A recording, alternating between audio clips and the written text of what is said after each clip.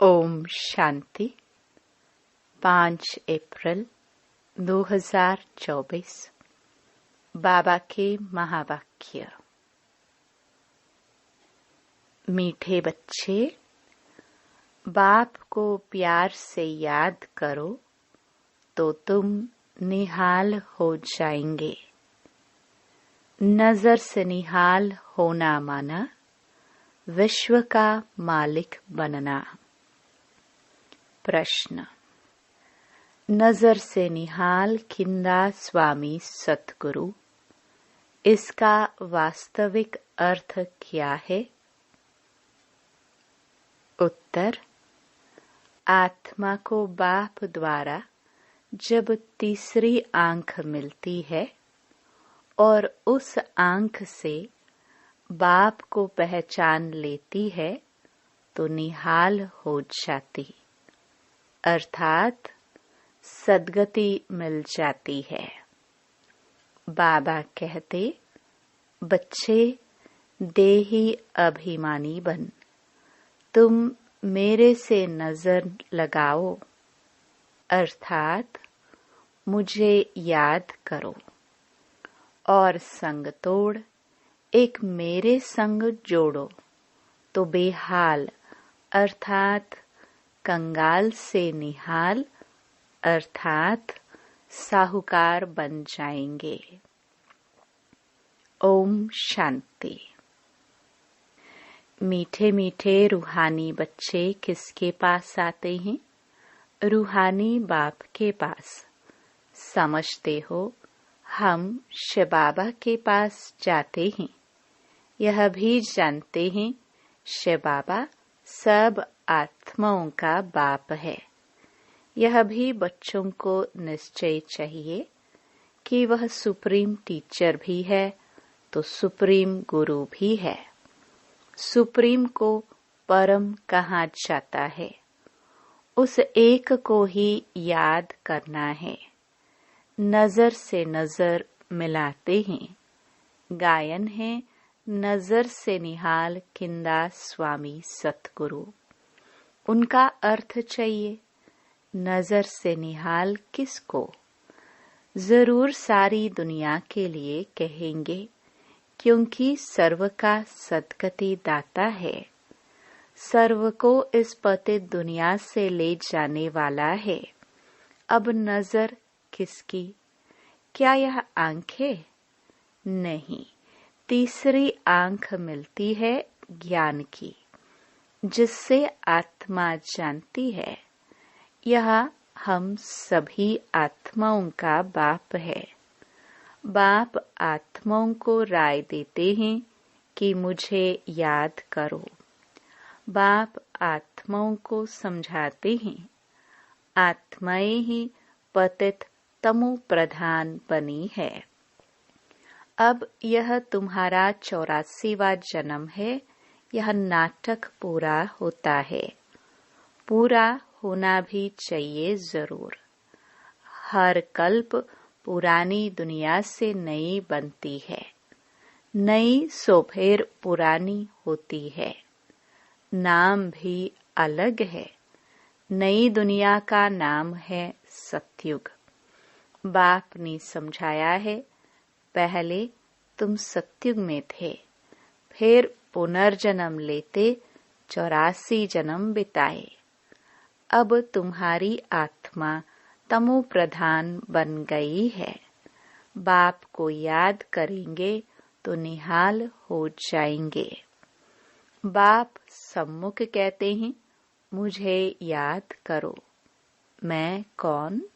परमपिता परमात्मा। बाप कहते हैं, बच्चे देही अभिमानी बनो, देह अभिमानी नहीं बनो। आत्म अभिमानी बन, तुम मेरे में नजर लगाओ तो तुम निहाल हो जाएंगे। बाप को याद करते रहो, इसमें कोई तकलीफ नहीं। आत्मा ही पढ़ती है, पाठ बजाती है, कितनी छोटी है।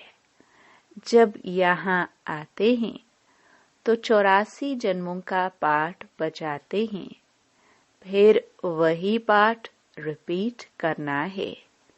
84 जन्मों का पाठ बजाते आत्मा पतित बन पड़ी है। अब आत्मा में कुछ भी दम नहीं रहा है। अब आत्मा निहाल नहीं, बेहाल अर्थात कंगाल है। फिर निहाल कैसे बने? यह अक्षर भक्ति मार्ग के हैं, जिस पर बाप समझाते हैं। वेद शास्त्र चित्रों आदि पर भी समझाते हैं। तुमने यह चित्र श्रीमत पर बनाए हैं। आसुरी मत पर तो अनेक ढेर के ढेर चित्र बनाए हैं। उनका कोई ऑक्यूपेशन नहीं। यहाँ तो बाप आकर बच्चों को पढ़ाते हैं। भगवानुवाच है तो उनकी नॉलेज हो गई। स्टूडेंट जानते हैं यह फलाना टीचर है। यहाँ तुम बच्चे जानते हो कि बेहद का बाप एक ही बार आकर ऐसी वंडरफुल पढ़ाई पढ़ाते हैं। इस पढ़ाई और उस पढ़ाई में रात दिन का फर्क है। वह पढ़ाई पढ़ते पढ़ते रात पड़ जाती है। इस पढ़ाई से दिन में चले जाते हैं। वह पढ़ाइयाँ तो जन्म जन्मांतर पढ़ते आए। इसमें तो बाप साफ बतलाते हैं कि आत्मा जब पवित्र होगी तब धारणा होगी। कहते हैं शेरनी का दूध सोने के बर्तन में ही ठहरता है। तुम बच्चे समझते हो हम अब सोने का बर्तन बन रहे हैं। होंगे तो मनुष्य ही, परंतु आत्मा को संपूर्ण पवित्र बनना है। 24 कैरेट था, अभी 9 कैरेट हो गया है। आत्मा की ज्योति जो जगी हुई थी वह अब बुझ गई है। ज्योति जगी हुई और बुझी हुई वालों में भी फर्क है। ज्योति कैसे जगी और पद कैसे पाया, यह बाप ही समझाते हैं। बाप कहते हैं मुझे याद करो। जो मुझे अच्छी तरह याद करेंगे मैं भी उनको अच्छी तरह याद करूंगा। यह भी बच्चे जानते हैं नजर से निहाल करने वाला एक बाप ही स्वामी है। इनकी आत्मा भी निहाल होती है। तुम सब परवाने हो, उसको क्षमा कहते हैं। कोई परवाने सिर्फ फेरी पहनने आते हैं, कोई अच्छी तरह पहचान लेते हैं तो जीते जी मर जाते हैं। कोई फेरी पहन चले जाते हैं, फिर कभी कभी आते हैं, फिर चले जाते हैं। इस संगम का ही सारा ज्ञान है। इस समय जो कुछ चलता है उनके ही शास्त्र बनते हैं। बाप एक ही बार आकर वर्षा देकर चले जाते हैं। बेहद का बाप जरूर बेहद का वर्षा देंगे। गायन भी है 21 पीढ़ी। सतयुग में वर्षा कौन देते हैं? भगवान रचयिता ही आधा कल्प के लिए वर्षा देते हैं रचना को। याद भी सब उनको करते हैं। वह बाप भी है तो टीचर भी है, स्वामी सतगुरु भी है। भल तुम और किसको भी स्वामी सतगुरु कहते होंगे, परंतु सत एक ही बाप है। ट्रुथ हमेशा ही बाप को कहा जाता है। वह ट्रुथ क्या आकर करते हैं? वही पुरानी दुनिया को सचखंड बना देते हैं। सचखंड के लिए हम पुरुषार्थ कर रहे हैं। जब सचखंड था तो और सब खंड नहीं थे। यह सब पीछे आते हैं। सचखंड का किसको भी पता ही नहीं। बाकी जो सब खंड है उनका तो सबको मालूम है। अपने अपने धर्म स्थापक को जानते हैं। बाकी सूर्यवंशी, चंद्रवंशी और इस संगमयुगी ब्राह्मण कुल को कोई जानते नहीं है। प्रजापिता ब्रह्मा को मानते हैं। कहते हैं हम ब्राह्मण ब्रह्मा की औलाद है, परंतु वह है कुख वंशावली, तुम हो मुख वंशावली। वह है अपवित्र, तुम मुख वंशावली हो पवित्र। तुम मुख वंशावली बन फिर छीछी दुनिया रावण राज्य में चले जाते हो। वहां रावण राज्य होता नहीं। अब तुम चलते हो नई दुनिया में। उनको कहते हैं वाइसलेस वर्ल्ड। वर्ल्ड ही नई और पुरानी होती है।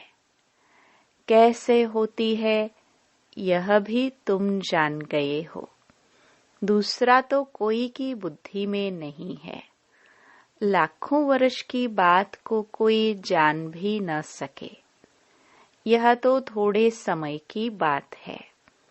यह बाप बैठ बच्चों को समझाते हैं। बाप कहते हैं मैं आता ही तब हूँ जब खास भारत में धर्म ग्लानि होती है। दूसरी जगह तो किसको पता ही नहीं कि निराकार परमात्मा क्या चीज है। बड़ा बड़ा लिंग बनाकर रख दिया है। बच्चों को समझाया है आत्मा का साइज कभी छोटा बड़ा नहीं होता है। जैसे आत्मा अविनाशी है वैसे बाप भी अविनाशी है। वह है सुप्रीम आत्मा। सुप्रीम माना वह सदैव पवित्र और निर्विकारी है। तुम आत्माएं तो निर्विकारी थी। दुनिया भी निर्विकारी थी। उनको कहाँ ही जाता है संपूर्ण निर्विकारी। नई दुनिया फिर जरूर पुरानी होती है। कला कम होती जाती है। 2 कला कम चंद्रवंशी राज्य था। फिर दुनिया पुरानी बनती जाती है। पीछे और खंड आते जाते हैं। उनको कहा जाता है बाय प्लॉट, परंतु मिक्सअप हो जाते हैं। ड्रामा प्लान अनुसार जो कुछ होता है वह फिर रिपीट होगा। जैसे बौद्धियों का कोई बड़ा आया, कितनों को बौद्ध धर्म में ले गया, धर्म को बदला दिया। हिंदुओं ने अपना धर्म आपे ही बदला है, क्योंकि कर्म भ्रष्ट होने से धर्म भ्रष्ट भी हो पड़े हैं। वाम मार्ग में चले गए हैं। जगन्नाथ के मंदिर में भी भल गए होंगे, परंतु कोई का कुछ ख्याल नहीं चलता। खुद विकारी हैं तो उन्हों को भी विकारी दिखा दिया है।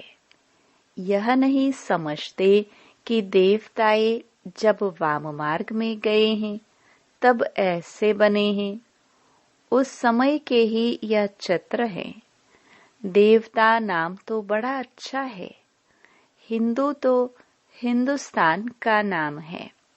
फिर अपने को हिंदू कह दिया है। कितनी भूल है। इसलिए बाप कहते हैं यदा यदा ही धर्मस्य। बाबा भारत में आते हैं। ऐसे तो नहीं कहते मैं हिंदुस्तान में आता हूँ। यह है भारत। हिंदुस्तान वह हिंदू धर्म है नहीं। मुसलमानों ने हिंदुस्तान नाम रखा है, यह भी ड्रामा में नोंद है। अच्छी रीति समझना चाहिए, यह भी नॉलेज है। पुनर्जन्म चलते चलते वाम मार्ग में आते आते भ्रष्टाचारी बन पड़ते हैं। फिर उन्हों के आगे जाकर कहते हैं, आप संपूर्ण निर्विकारी हो, हम विकारी पापी हैं। और कोई खंड वाले ऐसे नहीं कहेंगे, हम नीच है अथवा हमारे में कोई गुण नहीं है। ऐसे कहते कभी सुना नहीं होगा। सिख लोग भी ग्रंथ के आगे बैठते हैं, परंतु ऐसे कभी नहीं कहते कि नानक तुम निर्विकारी, हम विकारी। नानक पंथी कंगन लगाते हैं, वह है निर्विकारी पने की निशानी। परंतु विकार बिगर रह नहीं सकते हैं, झूठी निशानियां रख दी हैं। जैसे हिंदू लोग जनेऊ पहनते हैं, पवित्रता की निशानी है। आजकल तो धर्म को भी नहीं मानते। इस समय भक्ति मार्ग चल रहा है, इनको कहा जाता है भक्ति कल्ट। ज्ञान कल्ट सतयुग में है। सतयुग में देवताएं हैं संपूर्ण निर्विकारी। कलयुग में संपूर्ण निर्विकारी कोई हो ना सके। प्रवृत्ति मार्ग वालों की स्थापना तो बाप ही करते हैं, बाकी सब गुरु है निवृत्ति मार्ग वाले। उनसे उन्हों का जोर जास्ती हो गया है। बाप कहते हैं, यह जो कुछ तुमने पढ़ा है उनसे मैं नहीं मिलता हूँ। मैं जब आता हूँ तो सबको नजर से निहाल कर देता हूँ। गायन भी है नजर से निहाल किंदा स्वामी सतगुरु। यहाँ तुम क्यों आए हो? निहाल बनने, विश्व का मालिक बनने। बाप को याद करो तो निहाल बन जाएंगे। ऐसे कभी कोई कहेंगे नहीं कि ऐसा करने से तुम यह बन जाएंगे। बाप ही कहते हैं, तुमको यह बनना है। यह लक्ष्मी नारायण कैसे बने, कोई को मालूम नहीं है। तुम बच्चों को बाप सब कुछ बताते हैं। यही 84 जन्म ले पतित बने, फिर तुमको यह बनाने आया हूँ। बाप अपना परिचय भी देते हैं तो नजर से निहाल भी करते हैं। यह किसके लिए कहते हैं? एक सतगुरु के लिए। वह गुरु लोग तो ढेर हैं और माताएं अबलाएं हैं भोली। तुम सब भी भोलानाथ के बच्चे हो। शंकर के लिए कहा है, आंख खोली विनाश हो गया। यह भी पाप हो जाए। बाप कभी ऐसे काम के लिए डायरेक्शन नहीं देते हैं। विनाश तो कोई और चीजों से होगा ना। बाप ऐसे डायरेक्शन नहीं देते। यह तो सब साइंस निकालते रहते हैं। समझते हैं हम अपने कुल को आपे ही विनाश करते हैं। वह भी बांधे हुए हैं, छोड़ नहीं सकते। नाम कितना होता है, मौन में जाते हैं, परंतु फायदा कुछ भी नहीं। मीठे मीठे बच्चे, तुम भी बाप से नजर लगाओ, अथवा हे आत्माएं, अपने बाप को याद करो तो निहाल हो जाएंगे। बाबा कहते हैं, जो मुझे याद करते हैं, मेरे लिए सर्विस करते हैं, मैं भी उनको याद करता हूँ तो उनको बल मिलता है।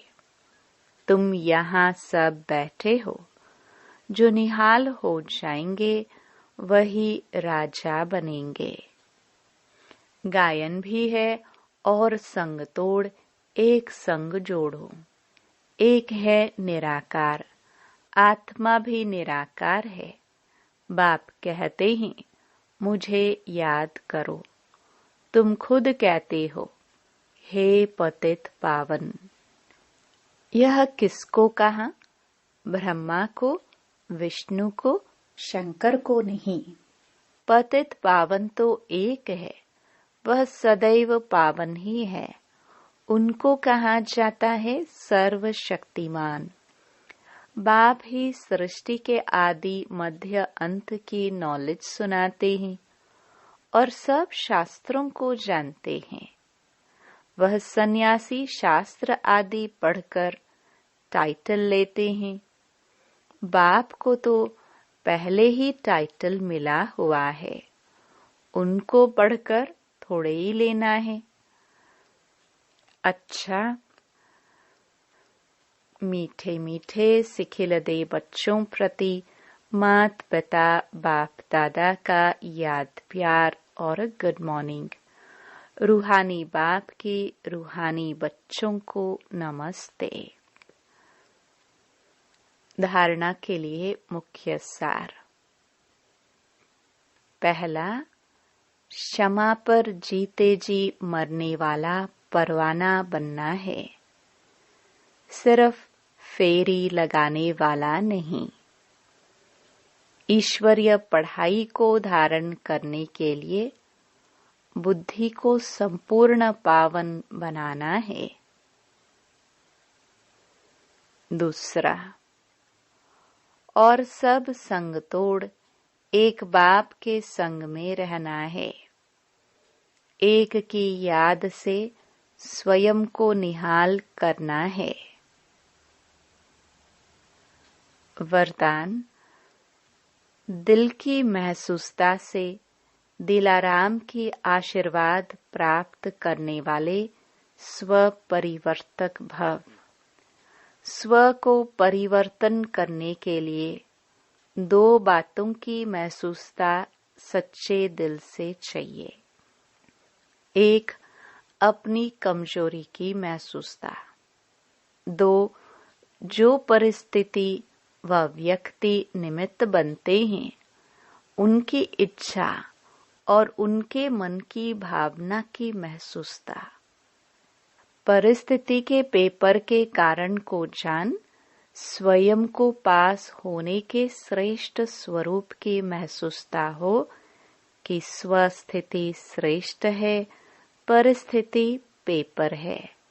यह महसूसता सहज परिवर्तन करा लेगी और सच्चे दिल से महसूस किया तो दिलाराम की आशीर्वाद प्राप्त होगी। स्लोगन, वारिस वह है जो एवर रेडी बन हर कार्य में जी हजूर हाजिर कहता है। ओम शांति।